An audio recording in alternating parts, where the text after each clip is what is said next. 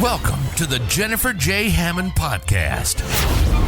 Jennifer is a licensed realtor, educator, speaker, and best-selling author. Jennifer's goal is to help you find your yay in every day. Jennifer is grateful for the opportunity to educate, empower, and inspire you with powerful conversations, insights, and new viewpoints. Here's your host, Jennifer J. Hammond.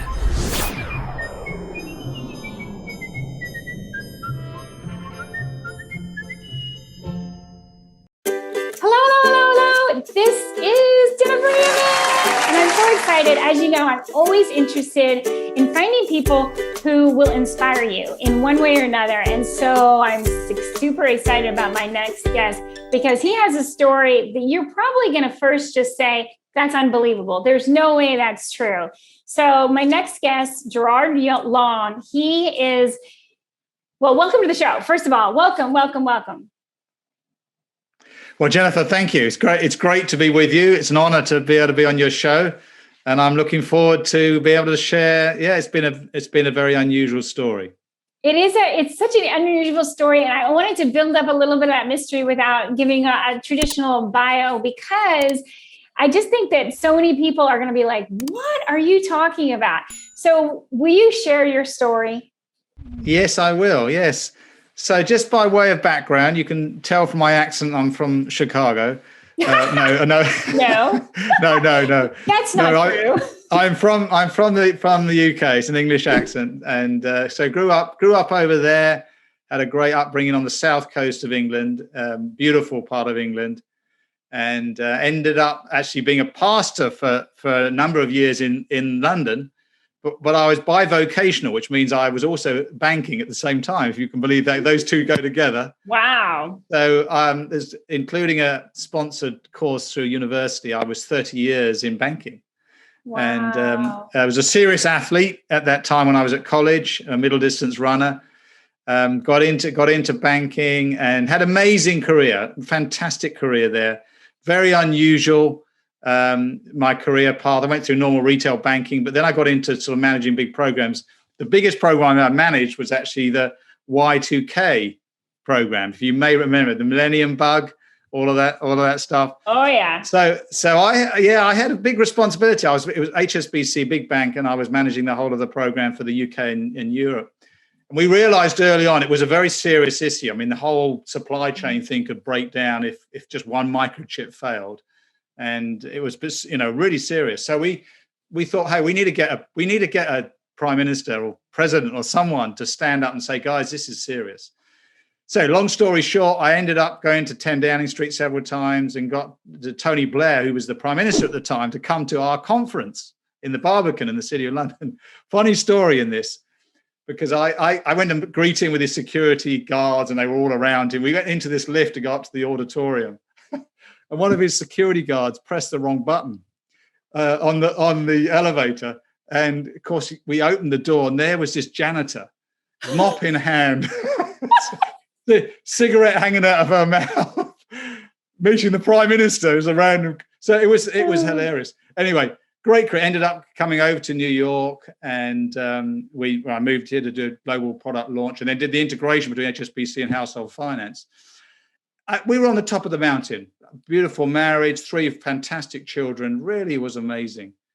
And then everything fell apart. My world fell apart when my youngest son, Alex, who was 17 years old, ended up committing suicide.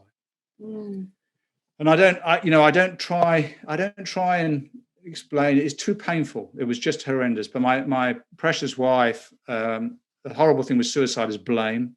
Yeah. And so she and most marriages don't survive it. You're absolutely right. Statistics are 19 out of 20 marriages will fail after the suicide of a child. So she went from shock to horror to a broken heart, obviously, anger, hatred. We were people of faith. She lost her faith for 2 years. She hated herself because she blamed herself. She hated me because she blamed me. She hated God, but then she lost her faith and just he can't be real. If this could happen to us, this can't be real. And it was a nightmare, absolute nightmare. And in that time, I used to go down to my study in the middle of the night, and I used to weep. I mean, I just was letting this grief come out, and I used to pray. I used to run in. She ran away from God. I ran into God, and I just said, I can't make this. I can't do this. You've got to help me. And I had some very, very spiritual times then, amazing times, really were incredible. And part of what happened in that time was I sort of reassessed my life and what I was doing. And then I got an offer to lead this nonprofit organization called Alpha USA. Can you believe 8 years after that, a beautiful daughter, Rebecca, she was our eldest daughter. She was 32 years old. And she ended up having a terrible accident, and she died too. Oh. And absolute nightmare. In between that, I should say, in that 8-year period, my brother and sister both died of cancer, and a nephew died in a car accident. So it was like 8 years of utter hell in one sense. But in another sense, I experienced God in a way that you wouldn't believe. It was amazing. Jeannie had just recovered from the grief of Alex. Our marriage had been restored, and then bang, Rebecca, this terrible thing with Rebecca. And she wasn't going to make it. She was going to take her life, and she went up to it was a Rebecca's room actually, and she wasn't going to come out. And she went into this room, and I saw her going up, and she was like numb. She was though she wasn't there. She came down, and she was completely transformed. And I said, Jeannie, what's happened to you? I mean, it's like her face was shining. It was unbelievable. And she said, I've just had this encounter. I mean, she called it was an encounter with God. She wasn't a physical presence, but it was like this light came into the room, and a presence came into this room. And she said it was like, and she slumped to the floor, and it was like this room was full of love and joy. I mean, I'm just using the words she tried to describe what happened. And she said that God had said all these things to her. One of them was, your grief is not your own. It's quite profound. Your grief is not. Anyway, long story short, after that, we said, okay, what do we do with this brokenness now? We're absolutely broken, both of us. What should we do with this? And we felt that God was calling us to help the suffering. So we turned completely. I left the other nonprofit, which was about sharing the faith, but this was now about helping the suffering. Because we were suffering, and we wanted to help. We wanted to not get bitter. We didn't want to get bitter. We wanted to get better, if you like. And so what we did was, line, not to get bitter, but to get better. Yes. Because there's so many people during the middle of this pandemic that are also facing that same kind of, I want to get better, and I don't want to go deeper into bitterness, because some people, they already were in a bitterness, and then it just gets deeper and deeper and deeper, that hole that somebody falls into when there's just one thing after another. It's almost like a boxing match, and you just got hit, and then you got hit again, and then you got hit again, and wow, so that's a great way to put it. Not to get deeper into bitterness, but to definitely get into being better, but betterness, if we can use that word. Yeah. That's right. That's right. Yeah, that'll work. So, there's that we were saying, okay, look, what have we got in our hands? So we got brokenness, but we realized we got this gift of empathy. Empathy is the ability to be able to say to someone who's broken, I know what you're going through because I've been there. Mm-hmm. And you can come alongside people, you can feel their pain like you would never be able to feel it before. And we realized that this was like a calling on our lives, and remembering what God had said to Jeannie, your grief is not your own. And so we went headlong into philanthropy, and we started this ministry called Awakening to God Ministries, which is really about helping people who are suffering all around the world. We've helped nearly 50 villages in India now with clean water, because we started off with the poor. How can we help the poor? Who are the poorest of the poor? And we realized in India, there's 3 million or so people living with $1 or 50 or less a day. So we started there, just helping them with mosquito nets and medical aid and food and things like that. And then here, nearer to home, we wanted to help people who'd lost a loved one, like us, or who were in depression. Jeannie was in depression for 2 years, who was suicidal. Jeannie went through that. Our marriage nearly fell, so we've got a online marriage course now. All the things that we felt God had helped us with. We wanted to help other people. And that's what we started. And then that took us up to 2019. And we're doing all these things. And it looks as if a movie was going to come out of our story, things like that. And then suddenly something dramatic happened in my life. We'd both been healthy up to this point. Jeannie was a ballerina. She went to the Royal Ballet School. Oh, nice. So she was very healthy. I'd been for all those years, I don't know, 30, nearly 40 years. And it's hardly been to the doctor at all.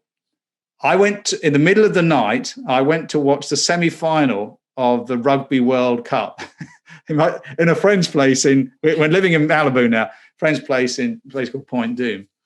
It's at 1 a.m. in the morning. So I got up and I kissed Jeannie goodbye. I said, she remembers me saying to her, "We're in God's hands." And it sort of like hung in the air. She didn't understand why I'd said that or whatever. Anyway, long story short, England scored the first try early on in the game against New Zealand, who were the world championships.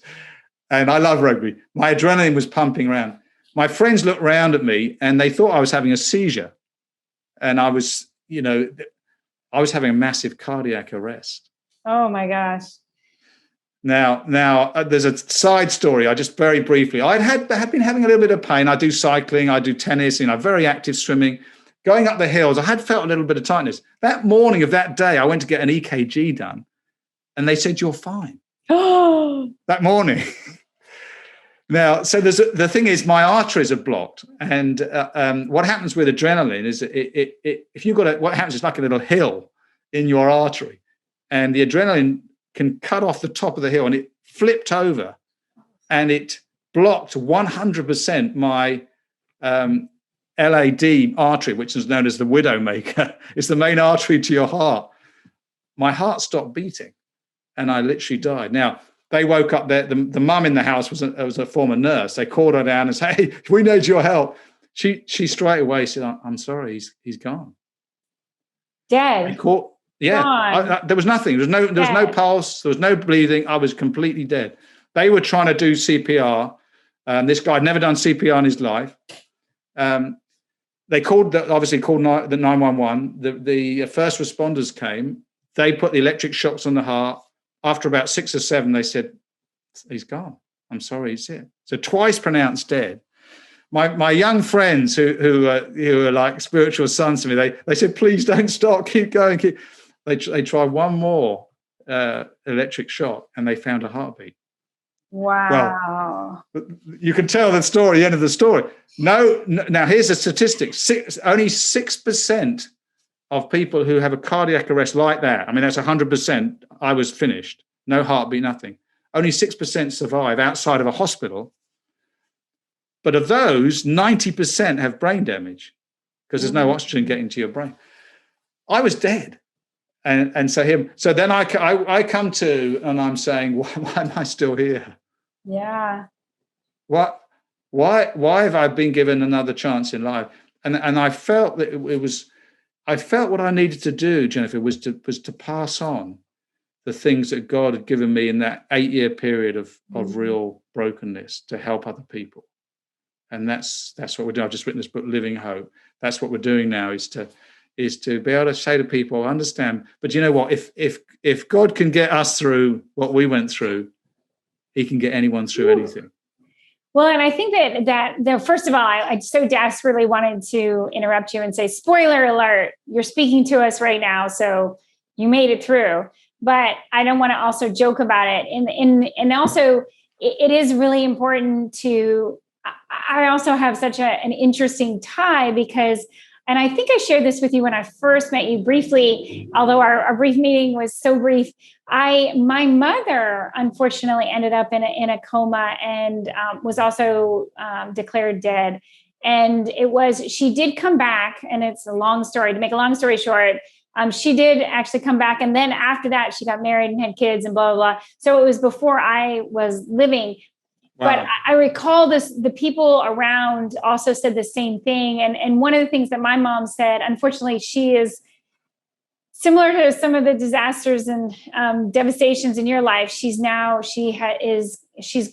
She died of cancer a few years ago. But I remember when she was alive, she used to say that she knew that she was here for a purpose. Yes. She knew that she had come to, obviously I wouldn't exist. I wouldn't be here as Jennifer Hammond if it weren't for the fact that my mom actually came back to life after being dead.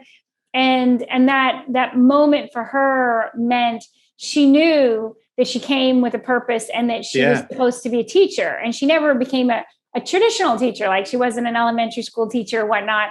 And I would say the same for you. You've come back to share your story, because one thing that most people, like I said, it's kind of like a boxing match. It always makes me think of, you got hit once, okay, you got back up. But then when you get hit again by another death, I mean, first a suicide, a death of a child, it's such a thing. And like I said, most marriages, I've interviewed quite a few people who their marriage did not survive. And I had a very close friend who his son committed suicide. And that was the first thing. I was with him as kind of the years kind of peeled on. And then they finally decided to divorce. And it just, they decided the thing they do still to this day is they have a memory in his name, which is beautiful in Maryland, in the state of Maryland. But I think that you have to find a way to, again, bring people together, because especially with the pandemic right now, it feels overwhelming sometimes. And it feels like you got hit by a left and then a right and then another left and then another right hook. And you're like,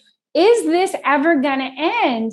And so knowing that there is hope, I love the idea. You said you have a marriage course online. Yes. I think we're seeing the statistics already that more marriages are breaking up than ever before. And if you look at the statistics from 2020. So I think one thing I'd love to say is, what would you say is one secret to restoring a marriage, getting back on the same page? Because like even what you were describing, you said, she ran away and you ran toward. And I think that was like, if I could do an image of that, running away and running toward, I think some people confront the problem. Some people run away. That's like two very classic reactions to a trauma, tragedy, to something like that. What would you say is a really important thing? I know communication is really key, but men and women also communicate so differently. So what's a tip that you teach in your online course that people could learn right now? Well, it's very simple. I mean, I'm a person of faith, so I need to talk from where I come from. But the biggest thing for me is, and you might think it's a given, is love. Yeah. And now, there's one thing to say love, but when you're both broken and empty, there's not much in the tank. I mean, think of it like a tank, our love tank. And if your love tank is empty, it's all right saying I've got to love, but there's nothing there to love with. Yeah. So what do you do? So when I say I ran to God, I used to go and yes, I used to offload my grief, and I've got teachings on how do you journey through suffering. I've got 5 points that you do that. One of them is to grieve well. I'm sidetracking slightly. To be able to cry and offload that, especially for men to hear this, if you're listeners, crying is like laughing is to happiness, crying is to grief. Yeah. Why would you hold in laughter? It's a natural human thing to do. Crying is a natural human thing to do when you're grieving. Why hold it? It's not tough to hold it in. It's stupid. It's idiotic. So let the grief flow. And so I first grieve well. But so what I used to do, I used to go down and I literally used to cry. I had no more tears left. But I used to cry out to God to help me, to fill me with this love. I wanted to love Jeannie. I used to come to the end of the day and I thought, I can't do this anymore. She used to hit me back. And so that's, metaphorically, it was so painful. I couldn't keep going. Trying to give love, nothing. So I said, help me, help. And I felt God poured in love into my heart. I did, so that I could keep going. And I used to leave little notes around the house where she kept her keys and, little places where I knew she was. 2 years, no response. I used to give her flowers. Don't ever bring me flowers again. Don't do that. It went on and on. But because I was getting love poured into my tank, I could keep loving. And I think love is a bit like there's a sort of spiritual light, so to speak, around love. You see, when you're in darkness, like grief, when you're grieving, when you're really suffering, you can't see. So there's no point getting people like the lapel sort of thing. Hey, can't you see? They can't see. So how do you deal with darkness? It's light, isn't it? Yeah. So you got to turn the light on. And that's where love comes in. Love actually emanates light, so to speak. And it creates an environment for whoever's in the darkness, the person you're trying to love, to be able to see. Oh, okay. Now it takes perseverance, because I'm not saying it comes overnight. But if you're getting a source of love poured in, and one of the things I do with in these 5 points is you've got to love yourself. Mm-hmm. You've got to allow yourself to be that tank, to be filled in all different ways. And one of them is I call energizing your senses. Energizing your senses. So what I mean by that is that get out into the sunlight and just let feel the sun on your face. Yeah. Listen to those birds singing. I just love the birds singing. I mean, just let that minister to you, so to speak, to your soul. Listen to beautiful Mozart or Beethoven, whatever turns you on with music's very powerful. Yeah, music is so powerful. So let that minister you. We bought a dog for Jeannie after a year. Rebecca said, "Hey, Dad, why don't we buy a puppy for Jeannie?" And we got her this golden retriever puppy. And that puppy's so connected with Jeannie, unbelievable. When she was grieving, used to sit by her and she would weep with that puppy. So they had such a bonding that when we'd go out for a walk and the ground was uneven, that Chelsea used to come back and make sure Jeannie was okay. It's so sweet. Oh, it's so powerful. I mean, that's like, I think you hit some of the most powerful, things. One, going out into nature and noticing, even like in the city in Washington, D.C., I often have taken a walk and like I'm running from my car to the office door. And all of a sudden, if you just take a second to pause, all of a sudden you'll notice how many birds are singing in the middle of the city. Yes. And you may have never noticed it before. And I think that's so good. It's so important. And my brother is very, he believes that we can create world peace through music, through doing a global jam for peace, which, he constantly talks about. And I love that because, again, it's about whatever music is to you, because everybody has their different variation or version of it. But we all need to find those moments. And then animals, oh my gosh, to have an animal, it's like the most incredible therapy. And that's one of the reasons now they have therapy dogs. And I think it's emotional support in a way that we so often have overlooked over the years. But I can't believe we're almost out of time. So I want to make sure, one of the things, I'm known for is saying, yay! And I wanted you to share, how do you, especially after all of these horrible things that have happened to you, how do you create yays in your day? That's great. Well, can I do two? One is spiritual, because I believe very much in the spiritual. I believe in God. And so I have time with God every day, first thing in the morning and through the night sometimes. And so that I find that my spirit gets energized as I look at one of the Holy Scriptures, and it really, really speaks to me. And so that's one, yay, and alongside of that is music. But then Jeannie and I we just love walking on the beach here in Malibu. It's a beautiful, the beaches here. This has been 6 years of healing for us in one sense, because we came shortly after Rebecca passed. And it's been amazing. We just watching those waves roll in, the smelling the salt air, watching the sunrise and the sunsets, those are yays. Those are yays. I'm from Key West, Florida, which is a little island at the end of Florida. Okay. And I feel the same way about walking on the beach. I find it to be one of the most incredibly therapeutic, amazing ways to just create a yay in your day that is like no other. And I prefer it first thing in the morning, but anytime is obviously amazing to create yays in your day. So thank you so much for sharing with that. And then if people wanted to get a hold of you, what is the best way to reach you? Website, social media, whatever you want to share. Okay, well, we're on our website is awakeningtogod.org. You can get us through that. We're on Facebook, and you can find us Awakening to God on Facebook. And then the book that was just about to be launched is livinghope.book.com. livinghope.book.com. And you can get an introduction. You can get the 5 key ways to help you journey through suffering. I recommend that because it's the things I've learned over that period. And we want to help people. Well, and I love that. And I applaud you for helping people, because I know that you have not only lived through this, but also ministering to people and sharing your story is again, it's the way that we feel connected and the way that we can, lift others up and quite frankly, help people so that they don't commit suicide. And that's something that, again, is so, so important about making sure we feel connected and not feeling isolated and all alone. Even in a marriage, you can feel isolated and alone. Yes. You've got to find ways. Yeah. Can I share one last thing, Jennifer? You mentioned it earlier on, which I think is so important, and that is purpose. We're not here by accident. Every one of us has got a purpose here on this earth. I agree. And it is to help other people. Even if it's just smiling at someone along the street, you can lift them up. You can give them a call. You can text them. We have got a purpose here on earth, and it's unique. No one else, only you can do it.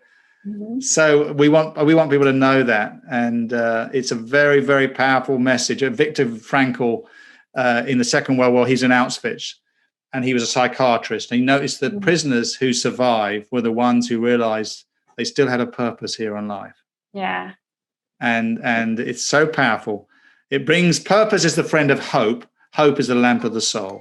Yeah. And so you need to have hope burning in your soul because you've got a purpose. Yeah, exactly. And one of the purposes is to help others. So yes. Thank you. I'll ask you as we end this, if you would lift your voice and say yay with me. Yay! Yay! Hi, I'm Jack Canfield. You may know me as the co-author of the Chicken Soup for the Soul series. And if you want more help in getting from where you are to where you want to be, I want to encourage you to listen to the Jennifer Hammond Show.